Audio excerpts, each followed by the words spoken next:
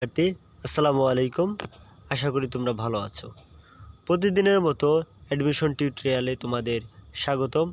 আজ আমরা দেখব যে উচ্চারণ থেকে অ্যাডমিশনে কিভাবে প্রশ্ন হয় তার বিস্তারিত আমরা আলোচনা করার চেষ্টা করব। দেখো, উচ্চারণ এমন একটা টপিক যে টপিক থেকে প্রশ্ন হয় না এমন কোনো কথা নাই। উচ্চারণ থেকে 100% প্রশ্ন হবে। হ্যাঁ, উচ্চারণ থেকে প্রশ্ন মিস হওয়ার কোনো সুযোগ নাই। দেখো, উচ্চারণ তোমরা মনে রাখাটা আসলে সবার পক্ষেই কঠিন। উচ্চারণ কিভাবে মনে রাখবো তার কিছু সহজ ট্রিক্স আমি তোমাদেরকে অ্যাপ্লাই করা শিখিয়ে দেব, এবং এই ট্রিক্সগুলো অ্যাপ্লাই করলে আশা করি উচ্চারণ সম্পর্কে অ্যাডমিশনের যত সমস্যা আছে উচ্চারণ সম্পর্কিত সব সমস্যার সমাধান তোমরা নিমিষেই পেয়ে যাবে। হ্যাঁ, চলো শুরু করা যাক। দেখো, উচ্চারণ নির্ণয়ের যে ট্রিক্স তার একটা ফর্মুলা যদি আমরা লক্ষ্য করি, তুমি বিভিন্ন সময় দেখবে তোমার বাস্তব জীবনে তুমি ফেস করবে যে মূর্ধন্য এবং দন্তন্য এই দুইটা ন থাকলে তুমি আসলে কোন ন দেবে। হ্যাঁ, তারপরে দুইটা জ আছে, বর্গীয় জ, তারপর হচ্ছে অন্তর্জ। হ্যাঁ, এই দুইটা জ থাকলে তুমি কোনটা দেবে। তারপরে যে তিনটা স রয়েছে, এই তিনটা স থাকলে তোমার কোনটা দেওয়া উচিত। তারপরে রয়েছে কি অথবা কি, ঠিক আছে, যেখানে ঝামেলাপূর্ণ জায়গা আর কি, সেখানে এই সূত্র। হ্যাঁ, দেখো, মূর্ধন্য দন্তন্য আজ থেকে মনে রাখো, মূর্ধন্য দন্তন্য যেটাই আসুক না কেন তোমার একটাই কাজ, তুমি ডিরেক্টলি এই যে দন্তন্যয় পরিণত করে দেবে। হ্যাঁ, যেমন এখানে দেখো, ওই যে প্রাণ, প্রাণ শব্দটি যদি লক্ষ্য করো, এখানে রয়েছে মূর্ধন্য, কিন্তু উচ্চারণ কি হবে? উচ্চারণ হবে এই যে দন্তন্য। হ্যাঁ, এই যে দেখো, রণ উচ্চারণে মূর্ধন্য রয়েছে, কিন্তু উচ্চারণে কি হয়েছে? উচ্চারণ হয়েছে দন্তন্য। পানি, পানি যে উচ্চারণ করেছো, দেখো এইখানে মূর্ধন্য রয়েছে, তুমি কোনটা দেবে? তুমি দিবে দন্তন্য। এই যে দেখো, তোমার সূত্র যেটা বলবে তুমি তাই করবে। হ্যাঁ, আশা করি এটা বোঝা গেছে। এবার চলো, জ এবং অন্তর্জ এই দুইটার ক্ষেত্রে আমরা কি করব। প্রায় সময় তোমরা এই দুইটা বর্ণের ক্ষেত্রে উচ্চারণ ভুল করে ফেলো, যে এই দুইটা জ আজ থেকে একটা কথা মনে রাখবে, চোখ বুঝে এই দুইটা জ একটা থাকলেই চোখ বুঝে বর্গীয় জ দিয়ে দেবে। হ্যাঁ, যেমন এখানে লক্ষ্য করে যে যন্ত্র বানানে এই যে এখানে রয়েছে অন্তর্জ। হ্যাঁ, এই যে লক্ষ্য করে এখানে রয়েছে অন্তর্জ, কিন্তু সেটা কি হয়ে গেছে? এই যে দেখো, সেটা হয়ে গেছে বর্গীয় জ। ওই যে আমাদের সূত্র, এই দুইটা জ যেইটাই থাকুক না কেন তোমার হয়ে যাবে বর্গীয় জ। হ্যাঁ, আশা করি এটা বোঝা গেছে। ঠিক তেমনি একই সূত্রে এই যে যাওয়াটাও সেইভাবে হয়েছে, যে এই যে দেখো, অন্তর্জ এবং বর্গীয় জ যেটাই থাকুক না কেন তুমি উচ্চারণের ক্ষেত্রে বর্গীয় জ দেবা। হ্যাঁ, এবার আসো তিনটা স এর ক্ষেত্রে তোমরা কোনটা উচ্চারণ করবা, বা এরকম প্রশ্ন তো অনেকে আমাকে করেছে, বা এরকম প্রশ্ন থাকে। হ্যাঁ, এই যে তিনটা স প্রায় তোমাদেরকে ঝামেলা করবে। এই যে এই তিনটা স, আজ থেকে একটা কথা মনে রাখবে, সাধারণত এই তিনটা স, মূর্ধন্য স, দন্ত স, তালব্য স, তিনটার স যে কোনো একটা স থাকলেই তুমি চোখ বুঝে তালব্য স দিয়ে দেবে। হ্যাঁ, 90% ক্ষেত্রে এটা 100% মিলে যাবে। হ্যাঁ, বাকি 20% কিছু ব্যতিক্রম আছে, ওগুলো তেমন একটা রেয়ার কেস আসেও না। হ্যাঁ, এবার দেখো যে কিছু উদাহরণ, যে বিষ এখানে কি আছে?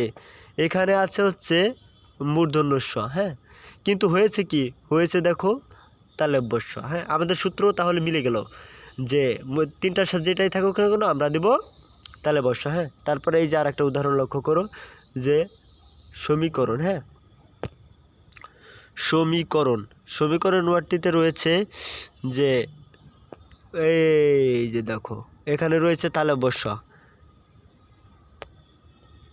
স দিয়ে এটা শেষ হয়েছে। এই যে দেখো তালব্য স, আর এই যে দেখো দন্ত্য স। ওই যে আমাদের সূত্র, তিনটা স একটা স থাকলেই সেটা কি হয়ে যাবে?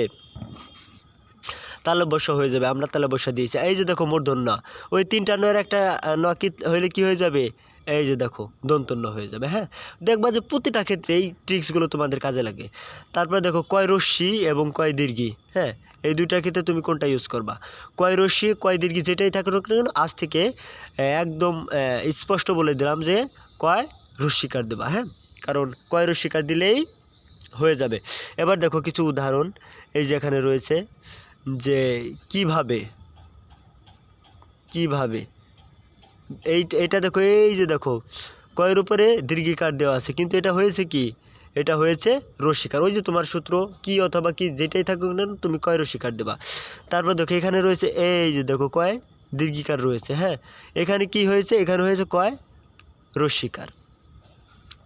ওই যে তাহলে তোমার সূত্র তুমি প্রমাণ পেয়ে গেলা যে আসলে কয় রস্যিকার কয় দীর্ঘিকার যেটাই হোক না কেন তোমার কাজ হবে কয় রস্যিকার দেয়া। তারপরে আসো কয় দীর্ঘকার এবং কয় রস্যকার, এই দুইটা থাকলে কি করবে, কয় রস্যকার কয় দীর্ঘকার দুইটা যেটাই থাকুক না কেন তুমি চোখ বুঝে কয় রস্যকার দেবে। হ্যাঁ দেখো একটা উদাহরণ, এই যে দেখো কয় দীর্ঘ আছে, কয় দীর্ঘ থাকলে কি হবে, উচ্চারণ হবে কয় রস্যকার। হ্যাঁ ঠিক তেমন এই যে কুট, এই দেখো দীর্ঘকার আছে, উচ্চারণ হবে কি কুট। এই কয় রস্য কয় দীর্ঘ যেটাই থাকুক না কেন রস্যকার হয়ে যাবে। হ্যাঁ আশা করি এই স্লাইডটা তোমাদের বোঝা গেছে। এবার চলো, যদি স্বরে অ, ঠিক আছে, স্বরে অ এর ক্ষেত্রে তোমাদের যে ঝামেলাটা হয় সেই ঝামেলাটা এখানে আমি নির্দেশ করছি। এই দেখো স্বরে অ তয়রস্যু, তারপরে হচ্ছে ল, অতুল। অতুল বানানে দেখো এই যে সরোয়াটা তোমরা দেখছো, এই যে সরোয়া সেটা হয়ে গেছে কি রস্য উ। ঠিক তেমন এই যে দেখো অভিধান, ঠিক আছে, ওই যে অভিধান, অভিধান বানানটা লক্ষ্য করো যে এখানে এটা কি হয়ে গেছে, অভিধান, এই যে অভিধান, অভিধানটা দেখো এখানে ছিল স্বরে অ, স্বরে অ ছিল, এখানে হয়ে গেছে কি ও। লক্ষ্য করো এখানে কিছু বৈশিষ্ট্য, যে স্বরে অ, এই যে স্বরে অটা তোমরা দেখতে পাচ্ছ, এই যে স্বরে অ, এই স্বরে অ এর পরে যদি রস্যই, এই রস্যই দীর্ঘই রস্যু দীর্ঘ ক্ষীয়, ঠিক আছে, এইগুলো এবং এগুলো যে আকার আছে, হ্যাঁ বা দীর্ঘিকার আছে, রস্যিকার আছে, রস্যকার আছে, দীর্ঘকার আছে, এইগুলো থাকলেই এইগুলোর পরে যদি এইগুলোর পূর্বে যদি স্বরে অ থাকে তাহলে সেটা অ এর উচ্চারণ হয় এই যে ও এর মতো। হ্যাঁ এবার দেখো এই যে এখানে যে স্বরে অ দেখছো, স্বরে অর পরে কি আছে, এই যে দেখো নিচে রস্যকার আছে ত, তাহলে কি হবে, স্বরে অর পরে রস্যকার থাকলে সেটা হয়ে যাবে কি অ এর উচ্চারণ হবে ও এর মতো। তারপরে এই যে দেখো অভিধান, এই যে দেখো স্বরে অ এর পরে রস্যিকার আছে, ও রস্যিকার, এই যে রস্যিকার, রস্যিকার স্বরে অ এর পরে যদি রস্যিকার থাকে তাহলে সেই অটার উচ্চারণ হবে কি এই যে দেখো ও এর মতো, অভিধান, তুমি ও দিয়ে উচ্চারণ করবে। হ্যাঁ তারপরে দেখো এই যে দক্ষ, এই যে দেখো এই যে একটা দক্ষ রয়েছে দ।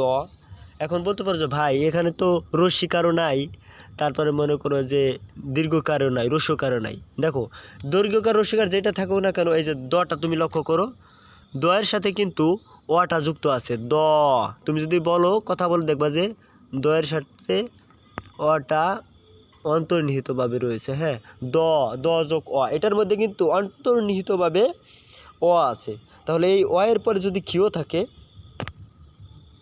এই যে দেখো অ এর পরে যদি এই ক্ষীয় থাকে তাহলে সেটা কি হয়ে যাবে, ওকার হয়ে যাবে। হ্যাঁ বা ও এর মতো উচ্চারণ হবে দোক খো, এই যে দেখো লক্ষ্য করো।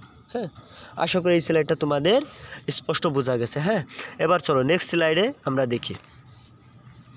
দেখো বিভিন্ন ক্ষেত্রে তোমাদের প্যাচ লেগে যায় যে উচ্চারণ সূত্রে ও এর উচ্চারণ কেমন হবে, তারপর হচ্ছে ও এর উচ্চারণ কেমন হবে, তারপরে হয় জ ফালা, এই দেখো এটা সুপার ইম্পর্টেন্ট, হয় জো ফালা, এই যে এইটা তোমাকে ঝামেলা বাজাবে আর কিছু করো আর না করে। হ্যাঁ দেখো আজ থেকে আমি একটা কথা তোমাদেরকে বলে দিলাম, হয় জ ফালা থাকুক আর যাই থাকুক এই হয়ের সাথে জ ফালা যেখানেই দেখবা সেখানেই এই জ শব্দটা যুক্ত করে দেবা। হ্যাঁ এই জ শব্দটা একদম হয় জ ফলাইয়ের একটা রূপ। হ্যাঁ দেখো একটা উদাহরণ বাহ্য, হ্যাঁ এই যেখানে লক্ষ্য করো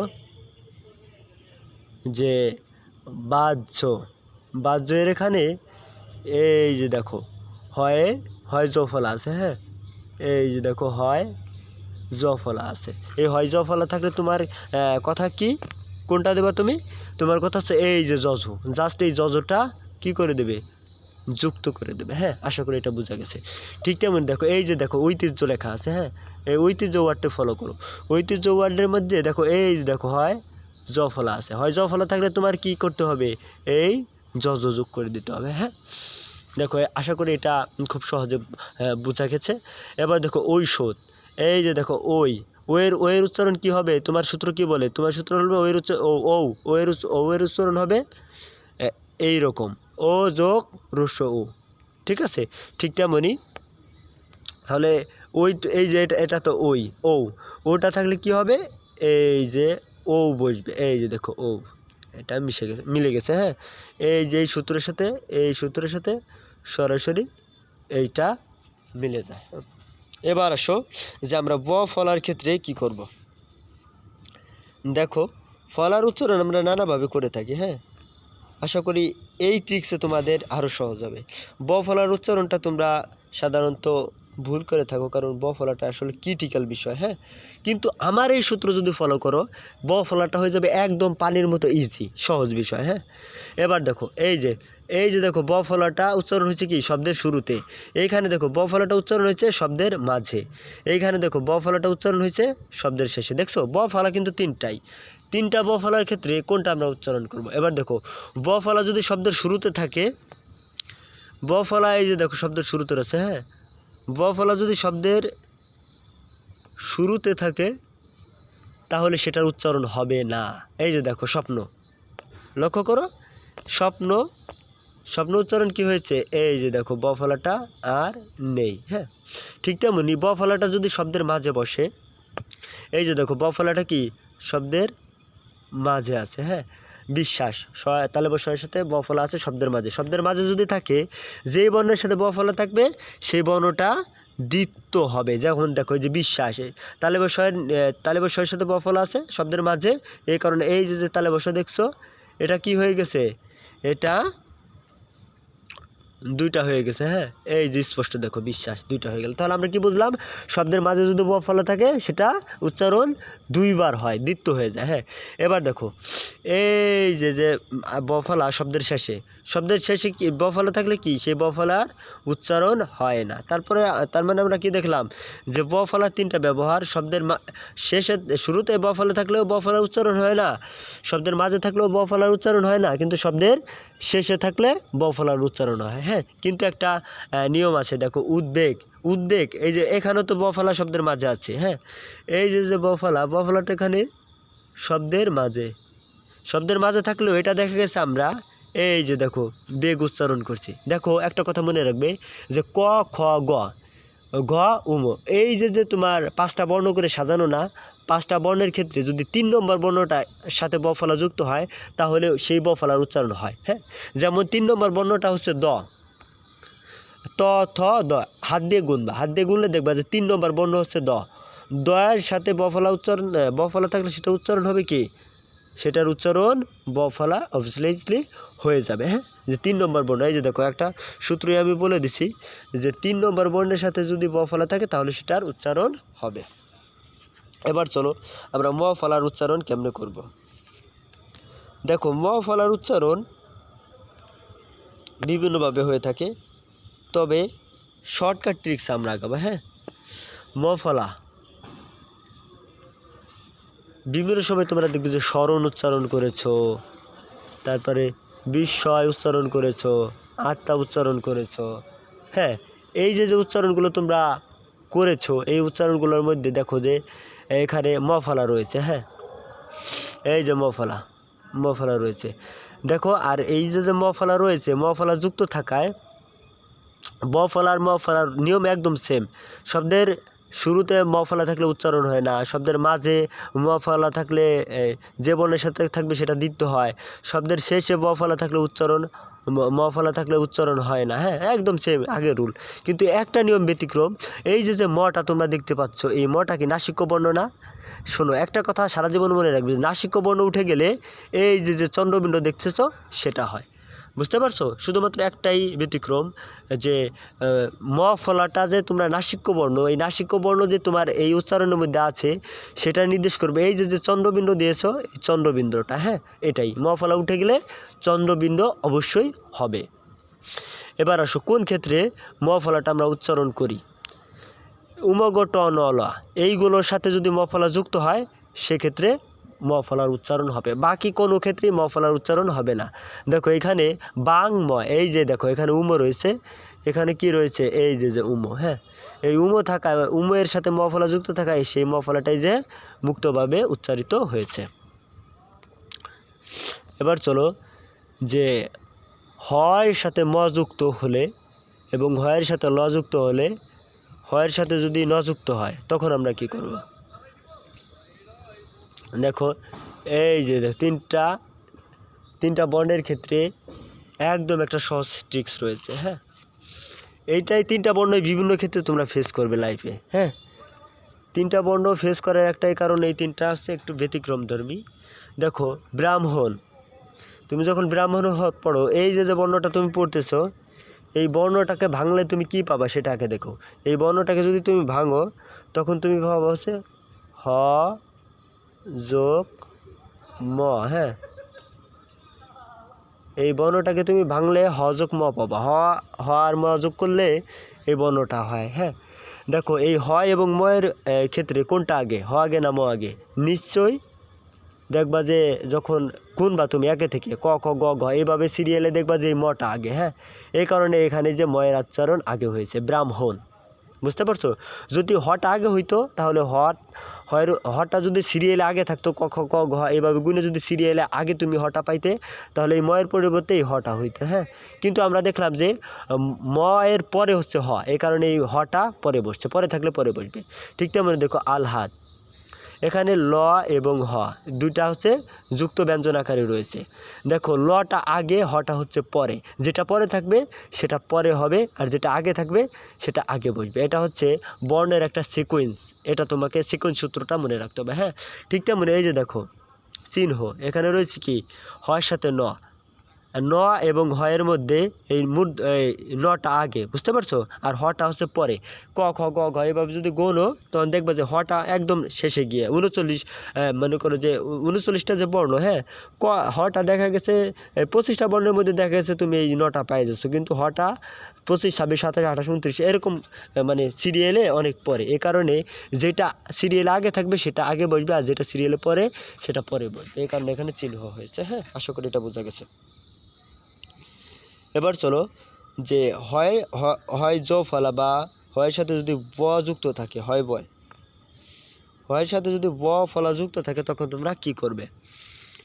দেখো এই যে ছোট্ট একটা সূত্র, হ্যাঁ দেখো এখানে উল্লেখ আছে দাহ্য, এই যে দাহ্য হয়ের সাথে জ ফলা, এটা তোমরা দেখেছো, এটা আর আমি আলোচনা করব না এখন।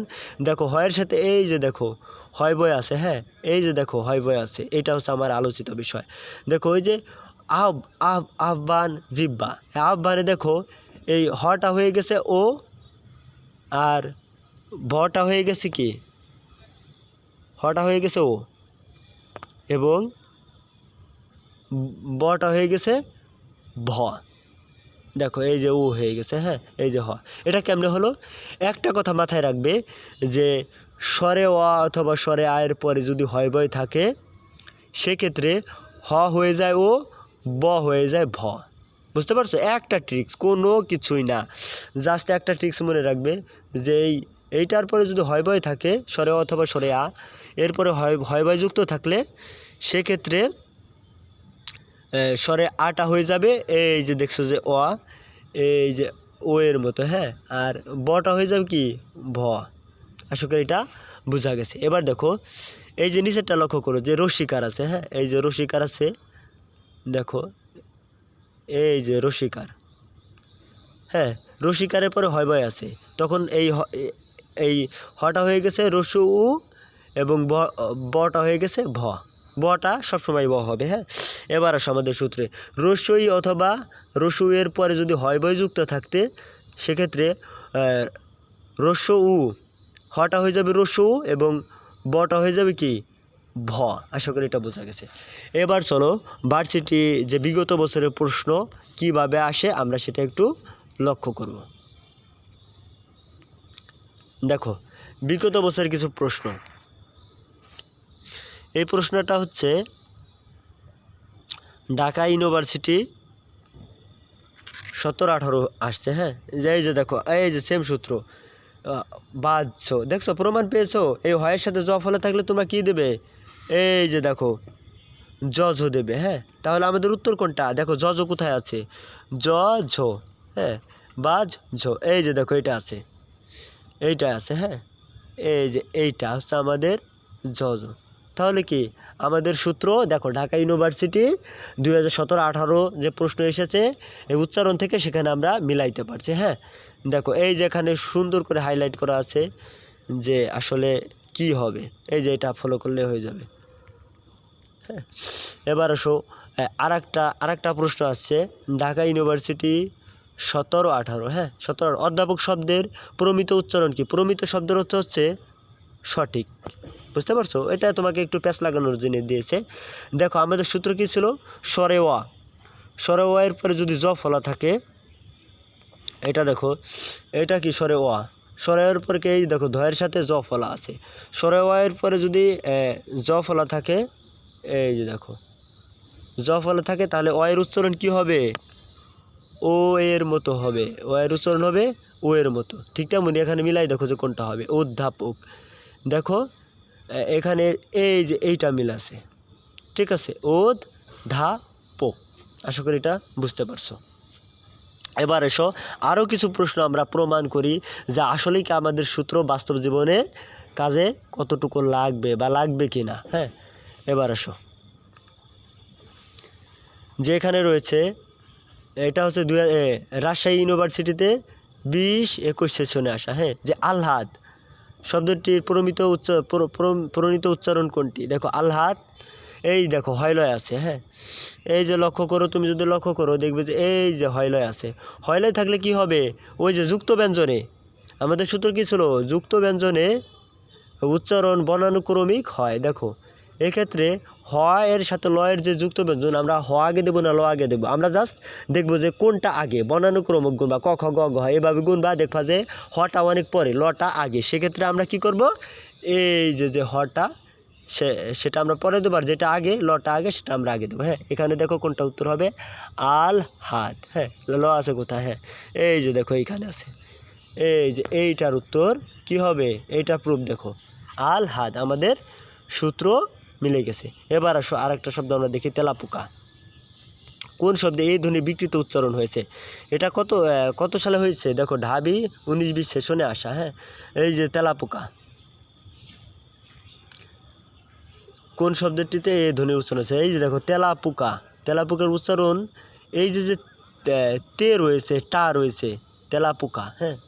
এই তেটা দেখো তো, তেলাপোকা তেলাপোকা তেলাপোকা, দেখো দেখবা যে এই তটার উচ্চারণ হয়েছে তের মতো, হ্যাঁ। এই কারণে এখানে এই ধ্বনির বিকৃত ঘটেছে, এই কারণে এটা হবে কোনটা? এই তেলাপোকা হবে, যে এই উত্তর হবে এইটা, হ্যাঁ।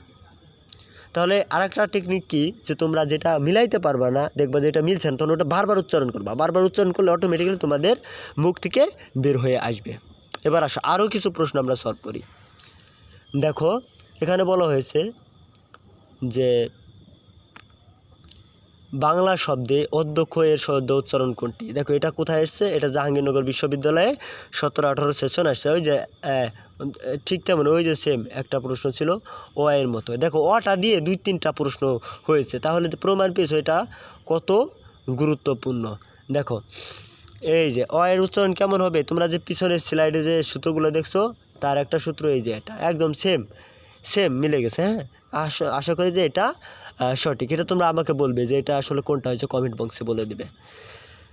তারপরে আসো যে অবজ্ঞা, এই যে একটা ট্রিক্স যে রয়েছে অবজ্ঞা, এটা তোমাকে জানতে হবে, তোমাকে জেনে এবং কমেন্ট বক্সে করতে হবে। এটা জগন্নাথ বিশ্ববিদ্যালয়ে আসছে, হ্যাঁ।